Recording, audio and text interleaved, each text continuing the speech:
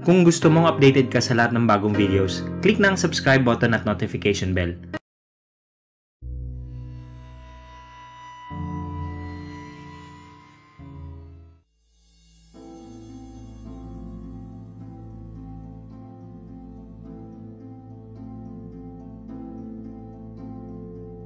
Kumusta ka, Spookify?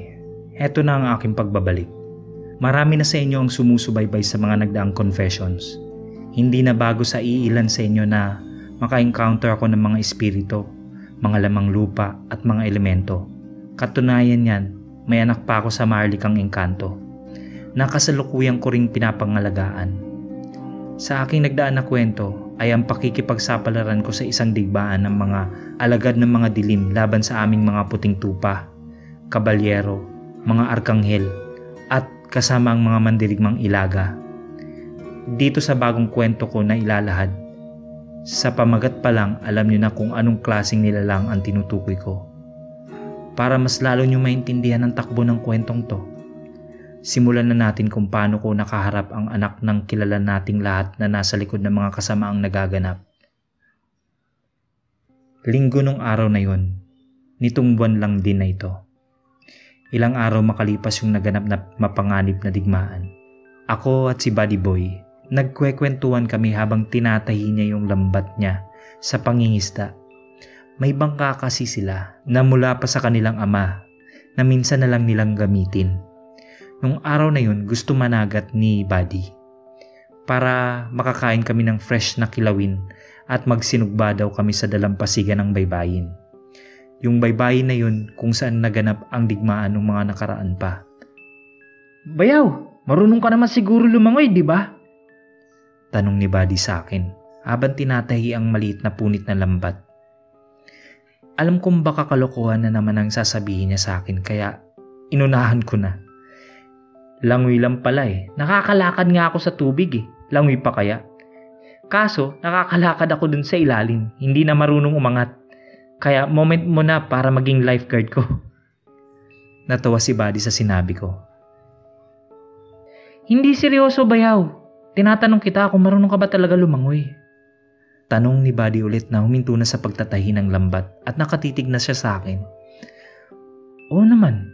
Alam mo naman ang bahay namin sa Cagayan de Oro. Malapit din sa baybayin yun. Nakapunta ka na dun, di ba? Teka, bakit mo nga ba't tinatanong yan? Sagot ko kay Buddy at pagtatanong ko na rin. Mabuti naman, bayaw. Magagamit mo ang paglangoy mo mamaya. Mabilis ka ba lumangoy? Tanong ulit ni Buddy. Parang kinakabahan na tuloy ako sa mga tanong niya kasi seryoso talaga ang kulokoy kong bayaw. Normal na langoy lang. Bakit? Sasali ba tayo sa Olympic Games sa dagat? Pabilisan ng paglalangoy? Mangingisda lang tayo. Hindi naman siguro kailangan ng bilis ng paglangoy. Tsaka may sakaya naman tayo, di ba?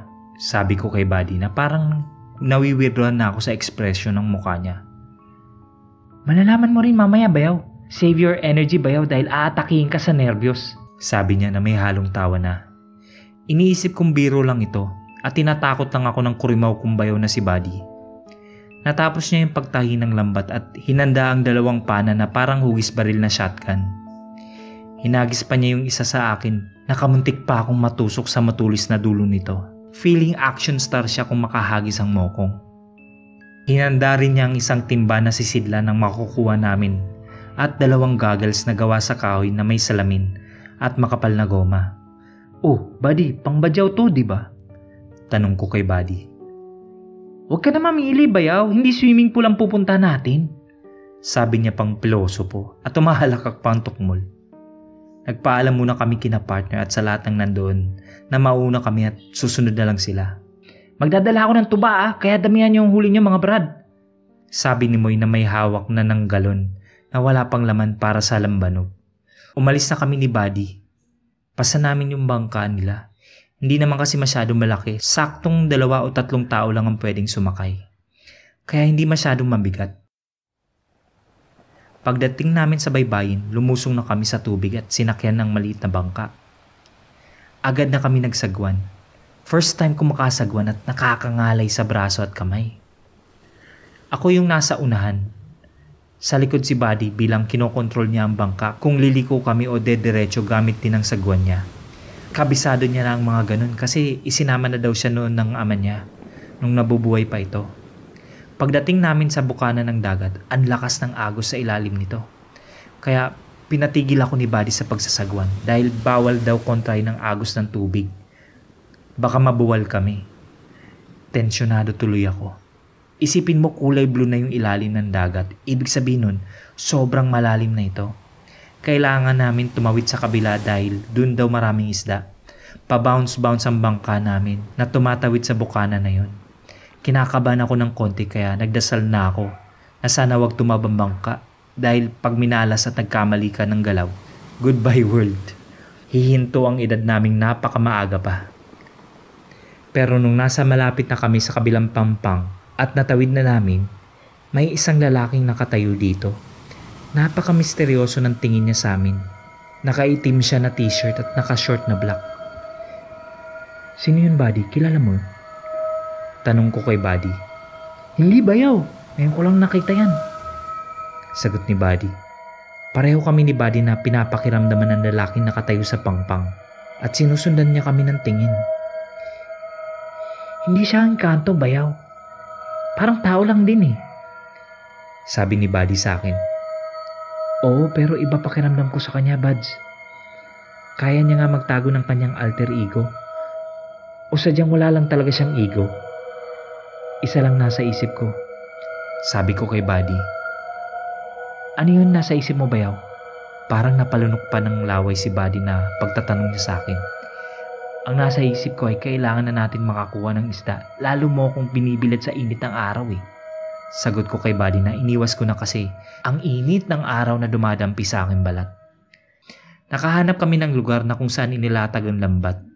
Si Buddy ang bumaba at sumisisid para masigurong ang dulong ibaba ay hindi nakalukot para hindi makawala ang mga isda. Ako naman dahan-dahan na ibinababa ang lambat para mailatag ito sa tama. Matapos naming mailatag ito ay iniikutan namin ng sakayin naming bangka ang nakalatag na lambat sa dagat. Pinaghahampas namin ng tubig para mabulabog ang mga isda at maitaboy papuntang lambat para mahuli namin ito. Pansamantala rin namin itong iniwan muna at namana muna kami ng isda na nagtatago sa ilalim ng mga corals. Hindi ko na malaya na lumalayo na pala ako sa bangka dahil nag-enjoy na ako sa ginagawa kong pamamana. At hindi ko na malayan si Buddy na sigaw na pala ng sigaw sa akin. Nung medyo narinig ko na siya, tumingin ako sa kinaroroonan niya. Hindi ko masyado maklaro ang sinisenyas niya kaya tinanggal ko ang suot kong goggles. Pagkatanggal ko ay nakita ko siyang may tinuturo malapit sa akin at sigaw siya ng sigaw. Hindi ko siya masyado marinig ang sigaw niya kaya nilingon ko ang tinuturo niya. Halos lumipad ang kaluluwa ko nang makita kong tinuturo ni Buddy. Pating na sinlaki ng 10-wheeler na truck. Napapalapit na sa akin. Hinigpitan ko ang hawak ng aking pana pero kahit alam kong hindi ito sapat para mapatay ang papalapit na malaking pating. Nagdasal ako na sana'y lumabas sa mga kakampi ko dati sa dagat na lumabas nung nakarang digmaan laban sa mga engkanto. Pero hindi na ako aabot sa aking dasal. Napakabilis nitong lumangoy. Kaya ipinapasa Diyos ko na lang ang buhay ko. Ngunit may biglang umiksena sa paparating na malaking pating. Yung lalaking nakatayo sa pangpang. Pinigilan niya ito. Hawak niya sa buntot yung malaking pating. Ganon siya kalakas para ibalibag ito palayo sa akin. Umabot malapit sa abandonadong pantalan. Nagulat ako sa ginawa niya. Kitang-kita niya paano ibinalibag ng lalaking yun na napakalaking pating. Ayos ka lang ba, kapatid? Sabi ng lalaki sa akin na papalapit. Okay lang, Brad. Medyo kinabahan lang ako ng konti. Sagot ko sa kanya na hindi pa ako makapaniwala na nagawa niya yun. Lumangoy na ako pabalik ng bangka kung saan sinalubong din ako ni Buddy sa pagsasagwan niya. Yung lalaki sumunod lang sa akin sa paglangoy. Pagkalapit ko sa bangka agad akong sumakay. Pwede ba akong tumulong sa pangingisda niyo, mga kapatid? Sabi ng lalaki na nasa tubig at nakatingin sa amin ni Buddy na nakangiti. Parang wala lang nangyari, kalmado lang siya. Sige ba? Ano ba pangalan mo, Brad? Tanong ko sa kanya. Roosevelt. Sagot niya na paakit na sa bangka namin. Taga saan ka, pre? Tanong ni Buddy na sumenyas na sa akin na magsasagwan. Taga dito lang, kakalipat ko lang tumira dito, mga kapatid. Sagot ni Roosevelt sa amin. Tinulungan niya kami ni Buddy sa pagkuha ng lambat. At dahil konti lang ang nahuli namin, sinabi ni Rosefel na kunin ang nahuling isda at ibalik muli ang lambat sa pagkakalatag. Sa pagkakataon na yun, sumisid siya sa ilalim at di na niya kami pinababa. Hindi namin alam kung anong ginawa niya sa ilalim ng tubig. Ano sa tingin mo ba yung klaseng elemento siya? Isa ba siyang shokoy? Pero wala siyang hasang eh. Isa kaya siyang alimango na nagkakatawang tao? Kung makasipit siya sa pating kanina, kapit na kapit, pinalibag pa. Sabi ni Buddy na umiiral na naman ang pagkaloko-loko. Hindi siya normal na tao, Bayaw, kaya doble ingat tayo sa kanya. Hanggat di pa tayo sigurado kung anong klaseng nilalang siya na nagpapanggap na tao lang. Maya-maya pa, sinenyasan na kami ni Rosefel na iangat ang lambat. At nakakapagtaka, ang daming nakasabit ng mga iba't ibang klaseng isda. Paano mo ginawang Christmas tree ang lambat ko, pre? Ang daming nakasabit na isda, parang palamuti. Turuan mo ako. Pagbibiro ni Buddy na halata sa mukha ang pagkakatuwa at pagkamangha. Pero ako, tahimik lang. At nakikiramdam na ako kay Rosefel. Marami naglalaro sa utak ko na hindi ko matutukoy pa kung ano talaga siya. Napuno yung sisidlan namin ng isda kaya bumalik na kami sa baybayin na pinagmulan namin kanina dahil alam namin na nandoon na ang lahat ng pamilya. Naghihintay na sa amin ni Buddy. Sumama na rin si Rosefel sa amin dahil inaya na siya namin bilang pasasalamat sa pagtulong niya sa amin. Umiinom ka ba ng lambanog, pre? Kasi magiinuman tayo dun. May dalang lambanog yung isa kong bayaw na lasinggero. Sabi ni Bayaw na kung makapagsabi ng lasinggero pangalawa lang yata si Moy sa kanya. Pagdating namin sa dalampasigan, sinalubong kami ni Moy at Erwin para kunin at tingnan ang kuha namin. Pinakilala na rin namin si Rosefel sa kanila. Ibang klase ang friendly nyo, pati sa dagat nagkakaroon kayo ng kaibigan. Biro ni Moy sa amin. Sina Tina, Mama at Carla nasa tabi. Gumagawa sila ng masisilungan namin gamit ang mga nahulog na dahon ng nyug at mga kahoy sa paligid. Si partner, karga-karga niya ang maharlikang sanggol na hinihele niya. Agad na rin kami nagsiga ng apoy para sa sinugba. Kami naman ni Buddy at sina Moy at Erwin sa kilawin. Si Rosefel tagakuha ng panggatong. Habang sa kanya-kanya kami sa aming ginagawa, sinisimula na din ni Buddy ang pagtatagay ng matamis na bumubulapang lambanog. Nagkwento si Rosefel tungkol sa buhay niya at nalaman namin na isa pala siyang mayaman daw kuno. Pero ang pinagtataka ko, lagi niya tinitingnan o sinusulyapan ng anak ko. Akala ko nung una si partner ang tinitingnan niya. Kaya medyo nakaramdam ako ng pagka-insecure sa kanya. May itsura kasi si Rosefel, pero mas hamak na lamang ako. Nung kumakain kami, naitanong niya sa akin tungkol sa bata. Kapatid yung bata na yan. Hindi anak ng partner mo, no? Tanong niya na nakangiti. Nagtingi ng kami ni Buddy. Buti na lang at medyo distansya kami sa iba naming kasama. Kaya kami-kami lang ang nakakarinig. Busy rin kasi sila sa pagkain at pagkakwentuhan.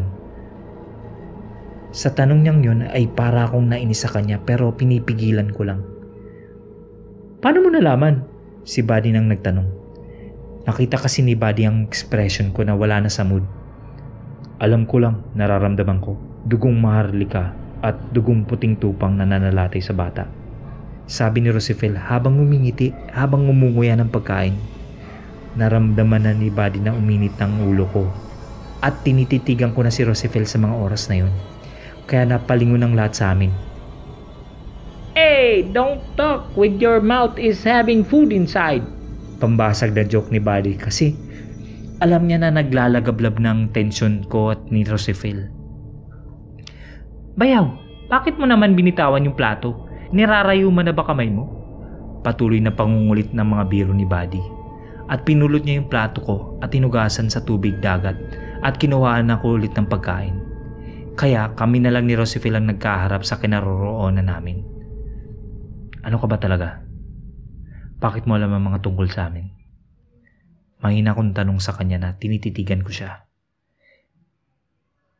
Sige kapatid, sasabihin ko ng totoo. Isa akong itim na tupa.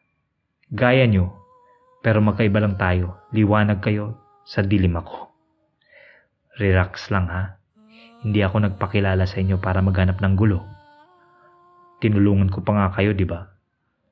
Sagot niya na nakatitig rin sa akin. Anong pakay mo sa amin? Tanong ko sa kanya. Simple lang kapatid. Hihilingin ko sa iyo ang akin na yung anak mo. O kaya ang partner mo. Aanakan ko siya. Tapos isasauli ko lang siya sa iyo. Sabi niya na tumatawa na parang demonyo kaya napalingon ulit sila lahat sa amin. Abangan ang kahantungan ng mainit naming usapan ng alagad ng dilim na nakaharap ko.